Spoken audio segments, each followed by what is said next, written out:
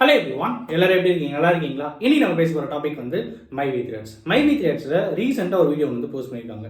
And of course இந்த video, இப்போ நம்ம பேசிட்டு இருக்கிற இந்த வீடியோ வந்து மைவி த்ரெட்ஸை சப்போர்ட் பண்ணுற வீடியோலாம் கிடையாது. அவர் பேசினதுல என்னெல்லாம் ஜென்யூனிட்டி இருக்குது அப்படிங்கிற சில விஷயங்கள் நம்ம பேக் எண்டில் வெரிஃபை பண்ணி பேங்க்கில் இருக்கிற சில ஆஃபீஸர்ஸ் கிட்ட போய் டேரெக்டாகவே போய் மீட் பண்ணி பேசி இப்படி தான் இருக்குது அப்படின்ற சில விஷயங்கள் வந்து கேதர் பண்ணியிருக்கோம். அவங்க சொல்கிற விஷயத்துக்கும் பேமெண்ட் ரிலேட்டடாக மைவி த்ரெட்ஸோடைய ஓனர் சொல்கிற விஷயத்துக்கும் என்னென்னலாம் வந்து கான்ட்ராடிக்ஷன்ஸ் இருக்குது, என்னென்னலாம் வந்து மேட்ச் ஆகுது அப்படிங்கிற சில விஷயங்கள் தான் இன்றைக்கி நம்ம வந்து பார்க்க போகிறோம். மைவி த்ரெட்ஸில் இப்போ வந்து பேமெண்ட் வந்து ஸ்டாப் பண்ணியிருக்காங்க அப்படிங்கிறது எல்லாருக்குமே தெரிஞ்ச விஷயம் தான்.